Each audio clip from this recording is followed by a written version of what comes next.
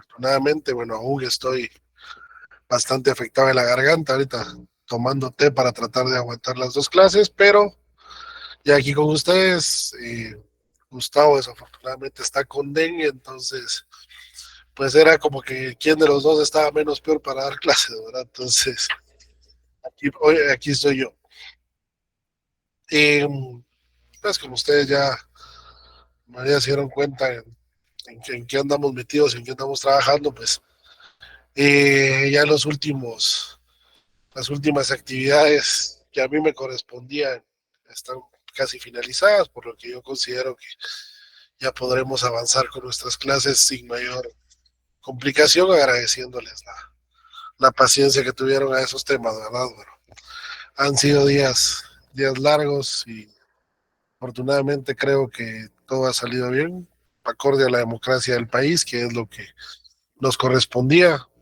Si estamos a favor o en contra de una corriente ideológica o de un candidato, pues al final quien debe tomar posesión es quien tiene más votos, ¿no? Me guste o no, me guste o le guste o no le guste a muchos. Y, y eso se trata la democracia, ¿verdad? Bueno, saliendo de esa parte, entonces, pues ya espero no tener contratiempos y si hubiera alguno, pues ahí está Gustavo para apoyarme. Entramos al tema de clase. Nosotros llegamos a las características del derecho administrativo, ahora vamos a hablar de las fuentes del derecho administrativo. ¿De dónde surge el derecho administrativo? Bueno, como toda ciencia del derecho, ustedes ya saben que todas las ramas del derecho tienen sus fuentes históricas. Ya sabemos que las fuentes formales del derecho administrativo y la fuente que se privilegia es la ley, pero en nuestro caso debemos recordar en el derecho administrativo que las fuentes históricas son muy importantes para poder configurar el derecho administrativo actual. Hoy por hoy, el derecho administrativo, perdón, vamos a empezar a grabar esto, el derecho administrativo surge también de fuentes históricas, porque al ser,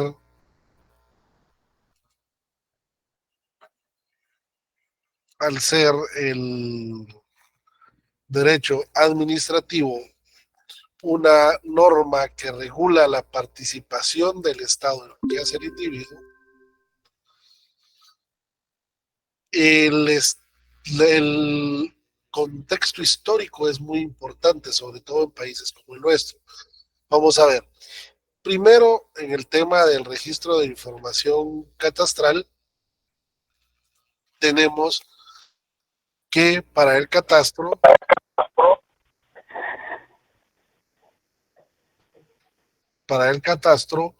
tenemos que se respetan los derechos adquiridos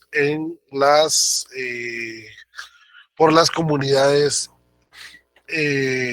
ancestrales, llamamos así.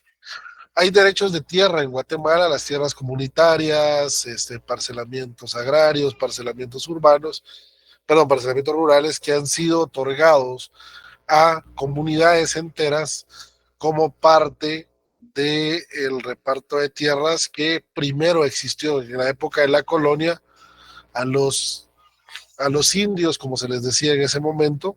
No estoy siendo peyorativo, sino que estoy utilizando el término que se utilizaba en aquel entonces y que posteriormente fue variando. Se han reclamado esos derechos ancestrales y de esa cuenta hay varios lugares en donde se respetan esos derechos de esas actividades de las diferentes comunidades. Por eso es que hay comunidades en donde está adjudicado a todas las familias que integran una comunidad o a la comunidad inscrita como tal en diversas partes del país. Recordemos que cuando los españoles, o ya no tanto los españoles, sino los criollos empezaron a pelear sus derechos en Guatemala, empezaron a pelear los centros urbanos y entonces lo que se hizo fue darles tierras comunales a los indígenas para que alrededor de las grandes ciudades pudieran sembrar eh, hortalizas, etcétera, etcétera, para comerciarlas en las grandes ciudades. ¿verdad? Entonces las fuentes históricas son muy importantes, pero este es en el contexto de tierras, pero también el derecho administrativo se da en muchas circunstancias. Por ejemplo, un conflicto histórico, un conflicto que devino de situaciones históricas fue en el Registro Nacional de las Personas, al inicio del registro, cuando el registro empezaba a crecer en todo el país, a alguna familia en Huehuetenango le negaron el derecho a inscribir a su hijo porque los apellidos de las personas eran nombres propios, es decir, palabras que nosotros utilizamos como nombres propios eran apellidos. Y eso pasa en muchas comunidades. Eh, Hay apellidos como Juan, Domingo, Esteban, Pedro, Pablo, son muchos, sí, correcto, son muchos los que se dan, pero hay comunidades enteras. Yo recuerdo que me tocó, dentro de mi función notarial, me tocó hacer una escritura de constitución de una cooperativa, y de los 57 otorgantes que recuerdo que eran, todos sus apellidos eran Pablo, Esteban, Domingo. Y entonces, por ejemplo, me recuerdo, no se me olvida que uno de los otorgantes, su nombre completo era Juan Domingo, Juan Domingo. A esta familia no se le quiso inscribir. El RENAP dijo que no podía colocar un nombre propio como apellido. Sin embargo, el caso llegó hasta la Corte de Constitucionalidad y se determinó que por los derechos adquiridos históricamente no podían a estas comunidades restringirles el derecho de utilizar estos, eh, estos nombres como apellido. Bueno, el caso que mencionan también del diputado, aunque ya se hizo identificación de persona y también es tres quiebres, ¿verdad? De hecho, así iba en la papeleta, les cuento, ¿verdad? En la papeleta iba como tres quiebres, no iba como Esvin, Javier, Javier.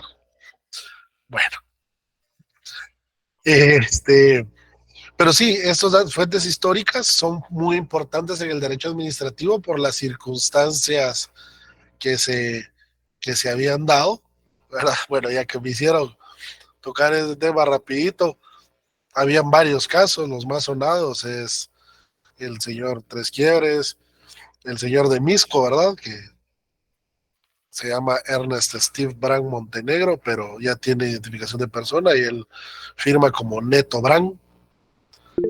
También está el señor, el más conocido es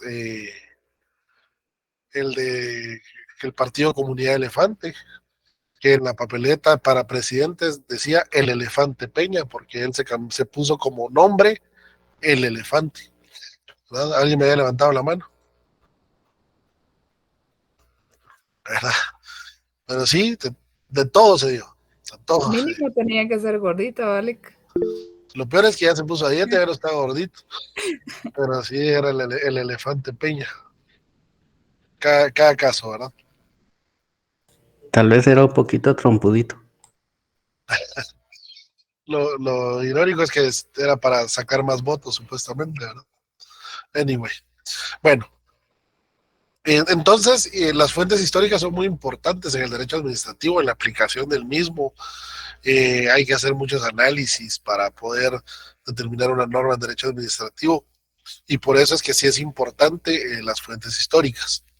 Luego tenemos las fuentes materiales, que ustedes saben que son datos biológicos, datos sociales, datos geográficos, económicos, políticos, culturales, espirituales, que sí se toman en cuenta, sobre todo en derecho administrativo, para muchas circunstancias. Por ejemplo, la protección de las áreas protegidas es importante tener claro que no es lo mismo proteger el área del Parque de Naciones Unidas, por ejemplo, que su depredación ha ido más de la mano al crecimiento de las colonias y de los parcelamientos urbanos en Villanueva, provocando que utilicen esos terrenos para hacer colonias. Hay colonias, digamos, hechas por constructoras y todo, que están dentro del área, dentro de lo que comprende el área protegida, que se fueron extendiendo y tomaron eso.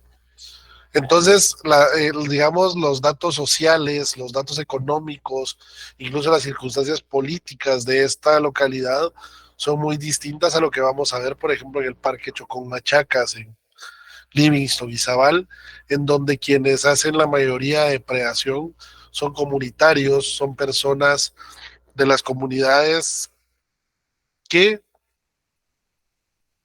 antes de la regulación viven dentro de las tierras y por lo tanto las utilizan para su subsistencia.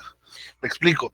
Entonces, obviamente, la necesidad y la circunstancia de estas personas en la comunidad de Livingston y Zabal no es lo mismo a la comunidad en Parque de Naciones Unidas, donde es gente que compró casas por, pongamos, un precio normal, 300,000 quetzales, 250,000 quetzales en aquel momento, en este lugar. Las situaciones son distintas a las personas de allá que simple y sencillamente crecieron en el lugar y pues la tierra la ven como parte de su subsistencia. Entonces, son otras cuestiones las que tenemos que ver para la creación de normas de cada uno. También los datos espirituales. Yo recuerdo cuando estaba en la rectoría de San Carlos viendo el tema de los bienes inmuebles,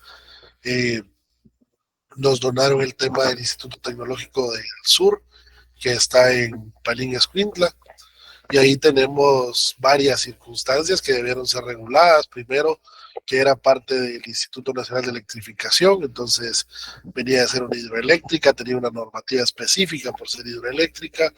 Luego, la comunidad El Chilar, que está en ese sector, produce eh, ciertas circunstancias, digámoslo así, del manejo de tierras, y aparte, dentro del área es un centro de ceremonias mayas, es decir, tiene varia normativa que debe de cuidarse para comprender la protección de ese sector. ¿Sí, Vinicio? Buenas noches, le perdona la pregunta. Los bienes del Estado no se pueden enajenar, ¿verdad? Del Estado como tal que administra el Ejecutivo, no. Las municipalidades pueden hacer algún tipo de donación o algo por el estilo, pero vender tampoco. Gracias. Eso lo vemos en una parte del curso al final. Bien. ¿Dudas hasta acá?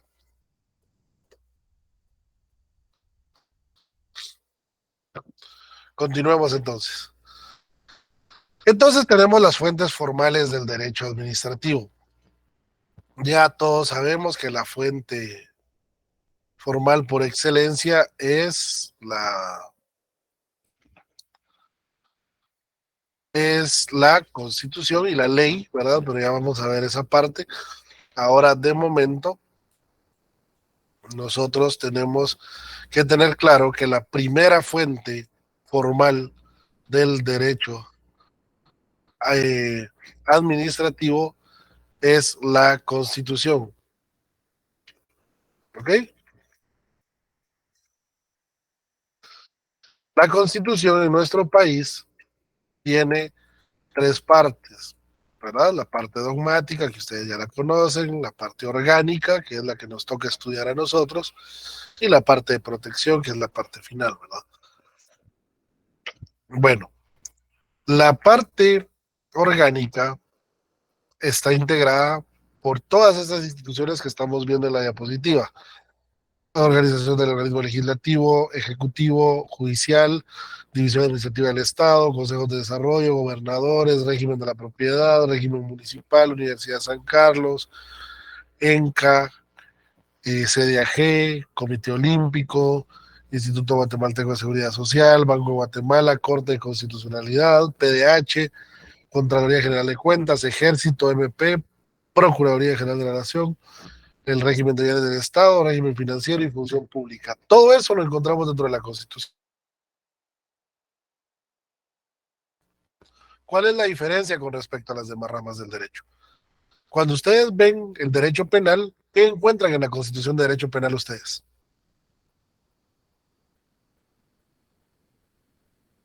¿Alguien que tenga una idea? Garantías. Garantías o derechos de Muy cada. bien. Garantías, principios o derechos. Eso es lo que encontramos. Nada más. la irretroactividad de la ley solo en materia penal, el derecho de defensa, no puedo ser sentenciado sin haber sido citado, oído y vencido en juicio, no puedo ser detenido más de 6 horas por la policía sin ser puesto ante un juez, el juez no me puede tener más de 24 horas sin hacerme saber el motivo de mi detención, ¿sí? Garantías. En derecho administrativo no solo hay garantías, sí, ahí está el principio de legalidad, sí, ahí está el principio de juridicidad, pero también tenemos instituciones que nos regula ya la misma Constitución. ¿Qué tiene que hacer el presidente de la República? Está en la Constitución, no está en una norma ordinaria. Es decir, una norma ordinaria después lo desarrolla, pero está establecido en la Constitución. O sea, la Constitución tiene derecho administrativo. ¿Me explico? Esa es una gran diferencia con respecto a otras ramas del derecho. Acá nosotros vemos derecho administrativo en la Constitución. Yo tengo que tomar mi Constitución para saber qué tiene que hacer el presidente de la República, para saber qué tiene que hacer el Congreso, para saber qué tienen que hacer los ministros. ¿Me explico?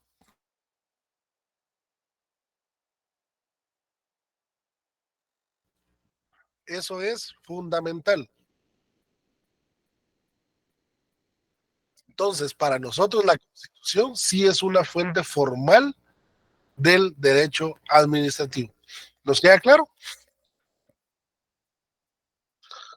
Sí, Lick. Como nos quedó claro, vamos a hacer esta tarea. Vamos a tomarle foto, por favor, a esta diapositiva. Simple. Vamos a tomarle foto a esta diapositiva y luego vamos a buscar en nuestra Constitución en qué artículos están reguladas estas instituciones. ¿Sí? Busco mi Constitución, organismo legislativo, ok, está regulado el artículo tal al artículo tal. Simple, solo póngame los números de los artículos a la par, o del tal al tal. ¿Sí? Eso lo pueden hacer imprimiendo la hoja y poniéndole a mano a la par los datos, se lo pueden poner a computadora. Yo lo que quiero es que empiecen a manejar con sus leyes. No me interesa el tema de que aprendan qué son las instituciones, porque eso lo vemos en Administrativo 2. En este momento solo es el que tengan la claridad de que hay instituciones que están reguladas dentro de la misma Constitución. ¿Ok? Esta tarea la quiero para el día lunes a cualquier hora. A más tardar a medianoche, obviamente, ¿no? La quiero para el día lunes y obviamente tiene ponderación dentro de las tareas del segundo parcial. ¿Dudas?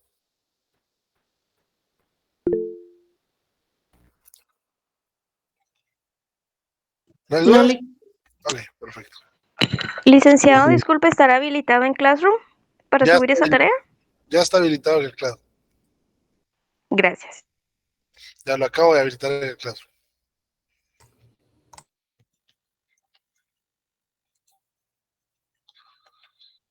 ¿Ok?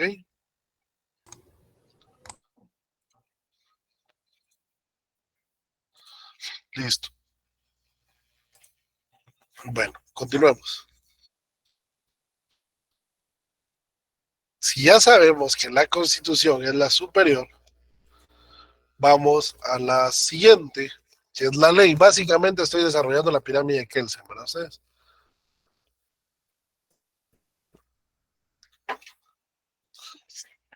La ley, para que sea ley, o sea, la ley no es cualquier norma, cualquier regla, ¿verdad? La ley, para que sea ley, tiene que llenar dos cosas.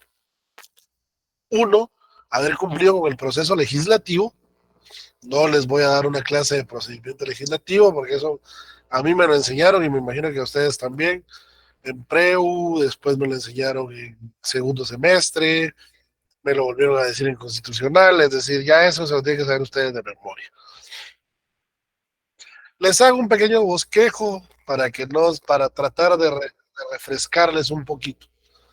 Ya saben ustedes quienes tienen iniciativa de ley, plantean la iniciativa de ley, la recibe el Congreso, la dirección legislativa, luego lo traslada al Pleno, el Pleno lo envía a una comisión, esta comisión emite dictamen, luego de emitir dictamen regresa al Pleno, en el Pleno del Congreso es discutido en 3 lecturas, ¿verdad? Aprobado en 3 lecturas, para luego llegar a la tercera, la discusión por artículos y redacción final.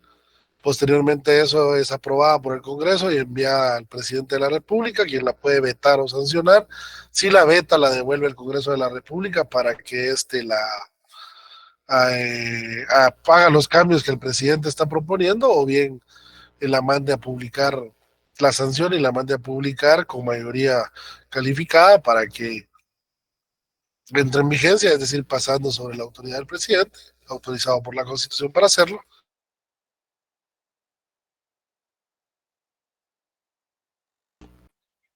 Luego de ello, ya sea que el presidente la sancione o la sancione el Congreso, una vez sancionado es publicado en el diario oficial y entrará en vigencia en el plazo que establezca la misma ley, o si no establece un plazo, 8 días posteriores a su publicación en el diario oficial. Así de simple es crear una ley en Guatemala, y si es de urgencia nacional se ahorran las tres aprobaciones o las 3 lecturas y se aprueba en una sola lectura, con mayoría calificada también de 105 votos. ¿Ok? Ese es a grandes rasgos el procedimiento para crear una ley. Bueno, esa es la fase formal o de formación de la ley. Luego, aparte, esa ley tiene que tener ciertas características que son importantes. Primero, que una ley debe ser siempre de carácter general. ¿Qué significa eso?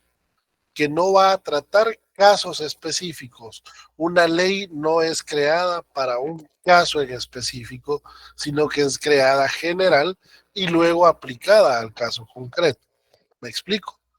No va a crearse, bueno, salvo ciertas circunstancias que ya aprenderemos en el camino, pero no va a crearse una ley que autorice el uso una de una empresa, digamos que una empresa sea la que utilice la banda de telefonía. No, va a regular cómo se va a hacer la subasta para que la empresa ganadora sea la que tenga esa banda, el derecho a usar esa banda de telefonía. ¿Me explico? O sea, no nos va a dar cuestiones ad hoc, sino que va a crear normas generales, siempre normas generales, para el cumplimiento de algo. ¿Ok? Por lo mismo es impersonal. Una ley no puede ser creada para una persona en específico. No va a ser creada para alguien en específico, ¿verdad? Sino que va a ser creada para la totalidad de personas que habitan en el territorio nacional. Una ley siempre va a ser de carácter obligatoria, si no, no tiene sentido, ¿verdad? Su cumplimiento debe de ser siempre obligatorio. ¿Ok? Es permanente, es decir, que se aprueba para que esté en vigencia durante un tiempo indefinido, que podrá ser modificada posteriormente, sí, pero cuando se crea, salvo ciertas circunstancias, va a ser creada con carácter de permanencia. ¿Ok? Y como ustedes bien saben, debe de ser irretroactivo. O sea, no puede ser retroactiva una ley. Ya saben muy bien ustedes que solo puede ser retroactiva en materia penal y cuando favorece al reo. En materia administrativa, se recuerdan que se los dije cuando hablamos del principio de legalidad. Todo acto administrativo debe estar basado en una ley vigente y anterior al hecho o al acto administrativo. ¿Qué quiere decir anterior? Quiere decir que no se haya creado después de que sucedió el acto administrativo, porque no puede ser retroactiva una ley administrativa. ¿Dudas? No, Lick. Bien. Y luego tenemos que existen 2 clases de leyes administrativas. las leyes orgánicas y las leyes reglamentarias. ¿Alguien tiene idea de qué es una ley orgánica? La que regula las funciones propias de un ministerio, por ejemplo. Por ejemplo, muy bien.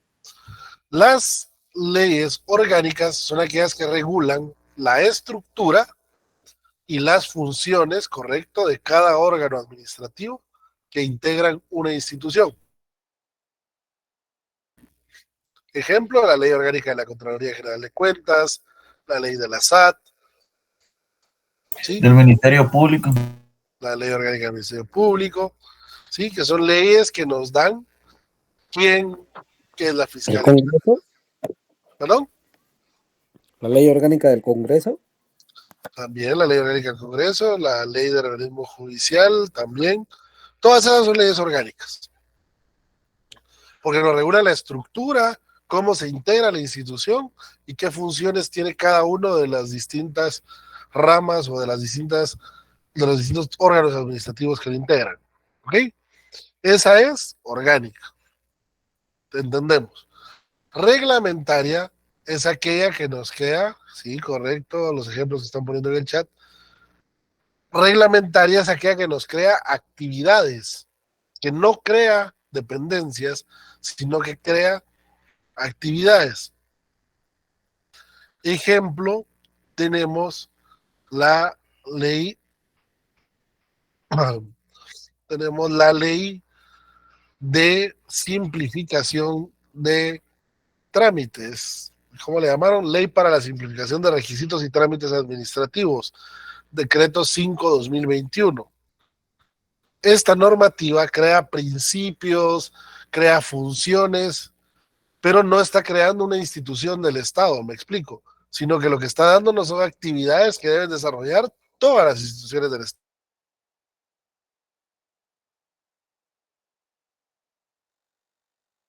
¿Sí?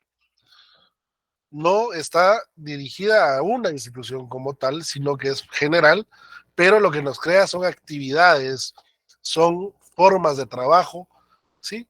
Nos reglamenta cómo debemos de hacer las cosas, no nos organiza, no nos crea dependencias. ¿Me explico?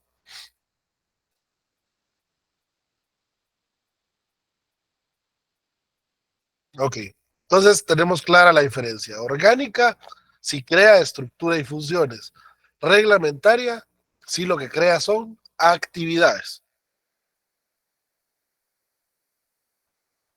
Como ustedes ya saben, la ley en Guatemala es la fuente formal principal del ordenamiento jurídico y por ende del derecho administrativo. También tenemos los tratados internacionales, que son todas aquellos convenios, aquellos tratados, aquellas convenciones, aquellos pactos, ¿qué otros términos utilizamos? No sé, que hemos firmado como país y que tienen necesariamente efectos en Guatemala. Nosotros, por ejemplo, tenemos, para el caso de la minería, debe hacerse una consulta comunitaria, ¿sí? Que está regulada en un convenio de la OIT, de la Organización Internacional del Trabajo. Es decir, nosotros tenemos a los tratados internacionales como parte, en muchos casos, siempre y cuando ha sido aceptado y ratificado por Guatemala, tenemos nosotros tenemos que cumplir con estos como fuentes formales del derecho administrativo. No, los pactos colectivos no lo son, o sea, sí, pero no entran en este apartado, porque aquí estamos hablando solo de tratados internacionales. Los pactos colectivos ya les explicaré cómo es que se aplican, ¿ok? Pero sí son también parte del derecho administrativo, pero no dentro de este apartado, porque aquí estamos hablando solo de tratados internacionales.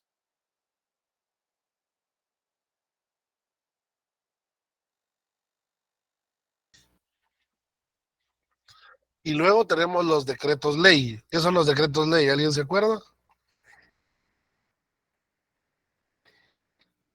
Los códigos. No. ¿Alguien más? Lick, no sé si estoy bien, pero es los que propone o ratifica el presidente, algo así, ¿no? Exacto, son aprobados por el presidente de la República. Lilia, entiendo su confusión porque en Guatemala todavía tenemos el Código Civil y el Código Procesal Civil, que son decretos ley, ¿verdad? Sí, por eso lo dije, perdón. Exacto. Le voy a explicar por qué. Los decretos ley, en teoría, son normas, leyes que emanan del Ejecutivo bajo un poder supremo que puede tener el presidente de la República, medio monárquico, en circunstancias especiales. Pero en los gobiernos militares, como se interrumpían garantías y todo, se daba también que terminaban legislando, exacto, así como lo pusieron en el chat, terminaban legislando los gobiernos militares porque eran gobiernos de facto. ¿Qué significaban gobiernos de facto? Que ellos tenían todo el poder, llegaban por un golpe de Estado y por lo tanto absorbían todo el poder. Eh, Disolvían el legislativo o le quitaban poderes, el organismo judicial, pues los jueces eran nombrados por el presidente de la República. Nosotros venimos de un sistema presidencialista que era medio monárquico, a ustedes que era muy parecido a la monarquía, porque hasta 1945, por ejemplo, hasta en la Universidad de San Carlos, los profesores eran nombrados por el presidente de la República, o sea, el presidente de la República decía todo, ¿ok? Pero ya no es así. Entonces, vienen algunas normas que todavía tienen estas circunstancias de ser creadas por un gobierno de facto, ¿verdad? Entonces, por lo tanto, en el caso del Código Procesal Civil y el Código Civil, creados por el presidente Peralta Zurdia, ¿verdad? En los 60, exacto, eran como los decretos reales de la monarquía. Como le digo, ese era el poder absoluto en el presidente de la República y que en su momento en Guatemala fue algo así el poder del presidente. Bueno, quitando esos, ¿qué son los decretos ley actualmente? Los decretos ley son normas que emanan del presidente de la República con un poder especial que le da la Constitución solo en circunstancias específicas. El presidente de la República puede emitir decretos ley solamente en aplicación de la ley de orden público, pero con limitantes. Ya no es un poder absoluto, sino que debe pasar a fuerza por aprobación, por validación del Congreso de la República. Si el Congreso de la República no se lo valida, automáticamente pierde vigencia el decreto que haya sido dictado. ¿Me explico?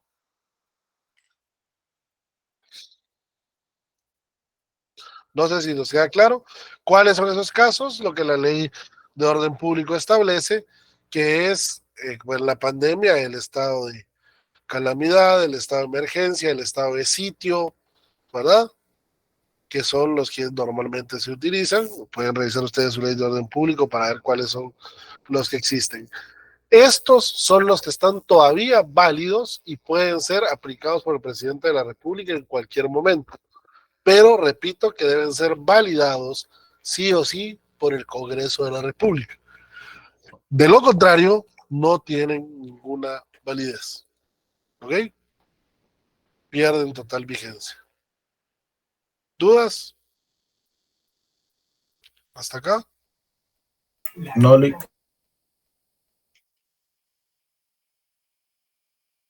Bueno, perfecto. Sigamos.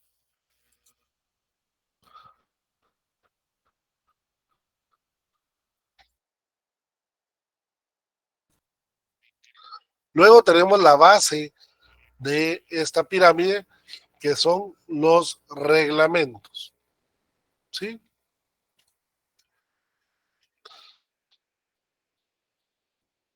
Los reglamentos son normas escritas dictadas por la autoridad administrativa.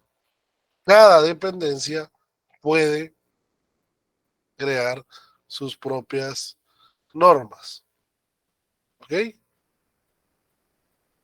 Cada dependencia puede crear su propia normativa y estos son en materia reglamentaria. El tema es que son muy dispersas y hay de todo. ¿Por qué? Porque en la administración pública todo debe estar reglamentado. Si no está reglamentado, no se puede hacer. Les voy a tratar de dar un ejemplo acá. Voy a salirme la diapositiva un segundo.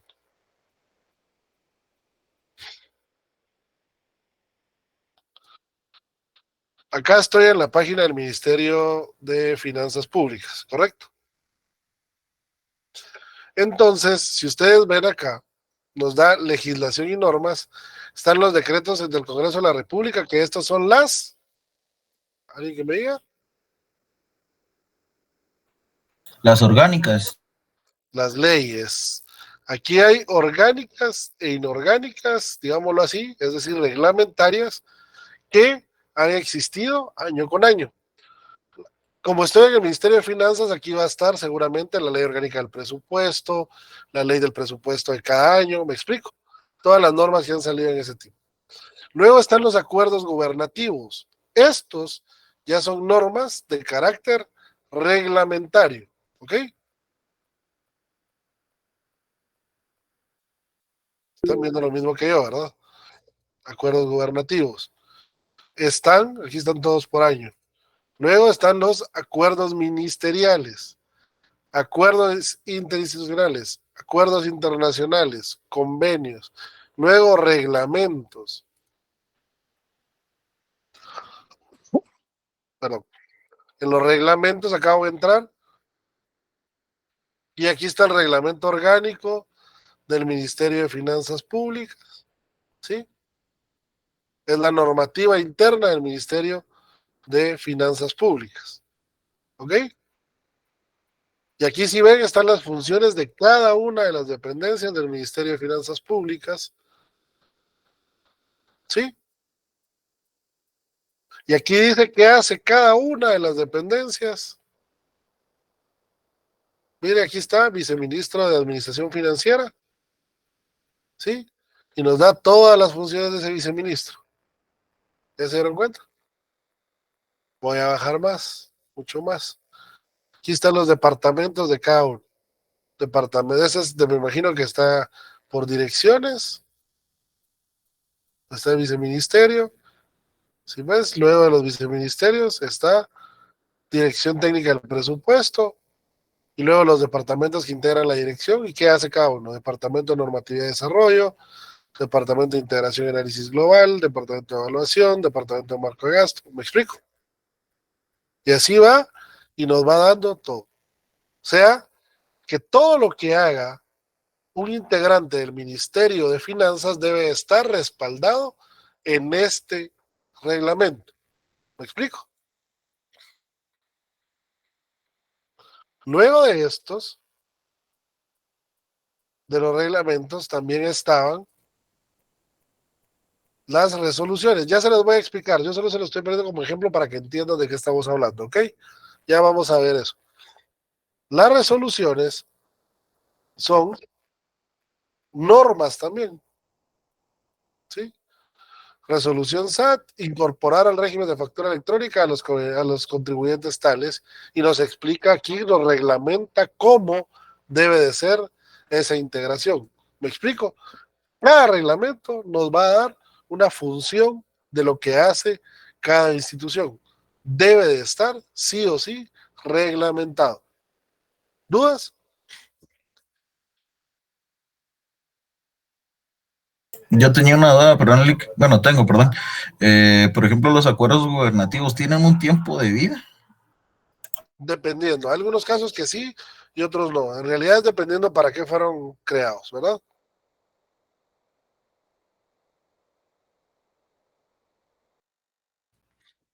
Por el reglamento se pueden poner actividades. Y sí, el reglamento normalmente es el que desarrolla las normas ordinarias, ¿ok? es el que desarrolla las normas ordinarias. Si nosotros nos vamos a la ley del organismo ejecutivo, vamos a ver si está aquí aprovechando. Tengo que buscarla, pero es del organismo ejecutivo.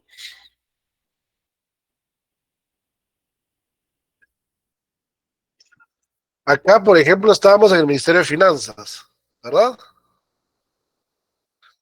Ministerio de Finanzas, la ley del organismo, perdón, ejecutivo solo nos da, ya se la vamos a estudiar más adelante, no se preocupen. Atribuciones generales de los ministros, eso es para todos los ministros, y luego nos desarrolla a grandes rasgos las funciones de cada ministerio, muy a grandes rasgos. Entonces, del Ministerio de Finanzas, solamente nos dice en el 35 que debe formular la política fiscal, proponer al organismo ejecutivo la política presupuestaria, ¿sí? Estas funciones las va a desarrollar en base a los reglamentos que cree para el efecto. ¿Me explico? No sé si tenemos alguna duda. Cada uno, y estas a su vez amplían o se desarrollan lo que establece la Constitución para el efecto. Licenciado, perdone, ¿esto serían las normas entonces que tienen que cumplir valga la redundancia, las normas ordinarias o los reglamentos hasta dónde puedan llegar? ¿O de qué manera pueden trabajarlo o algo así? ¿Lo estoy entendiendo o estoy mal? Exactamente, exactamente. Ese es el que nos da el marco de trabajo de cada una de las dependencias. ¿Ok? Hasta dónde puede llegar las competencias de cada uno. ¿Qué hace cada cual? ¿Ok?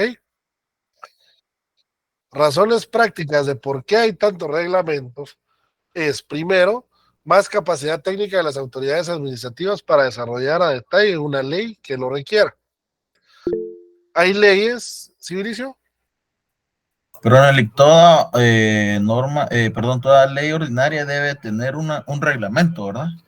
Toda institución debe tener reglamentado todo lo que hace. O sea, no es necesariamente que la ley ordinaria tenga que tener un reglamento, ¿sí?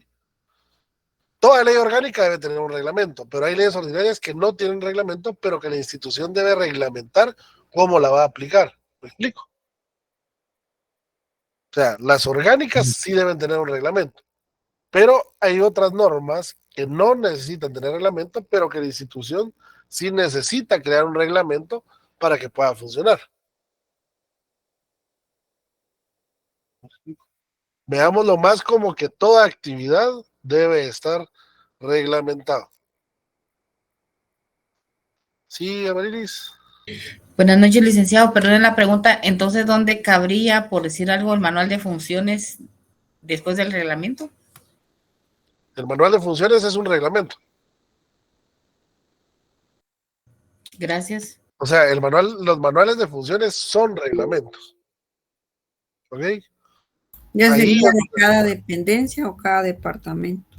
Cada uno donde- tiene sus manuales. Así es. Hay manuales que cubren todas las dependencias. Luego hay manuales por cada departamento. Cada unidad que existe debe tener un manual de funcionamiento siempre, sí o sí. ¿Ok?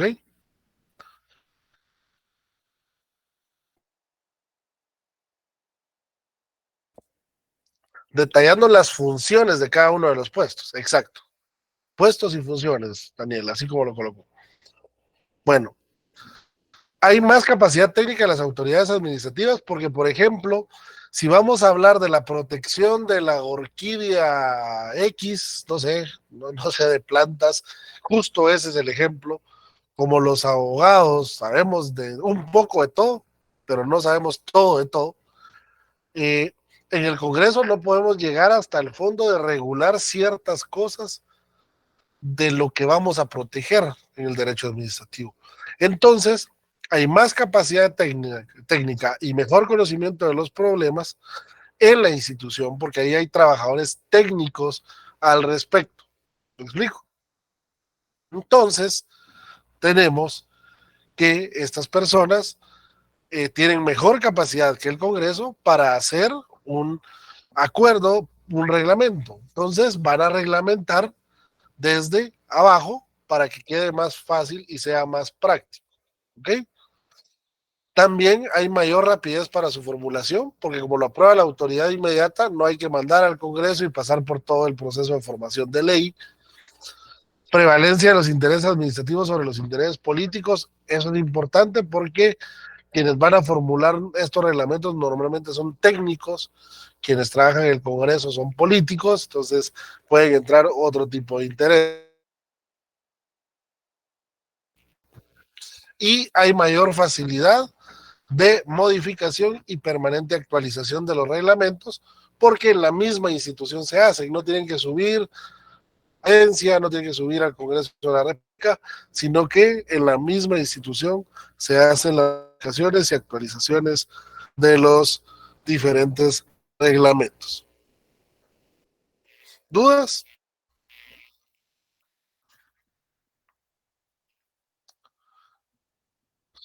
Bien, si no tenemos dudas, si quieren, por lo que corresponde a lo siguiente, lo dejamos para la próxima clase y terminamos hasta aquí el día de hoy. Gracias por la paciencia, compañeros. Mildred.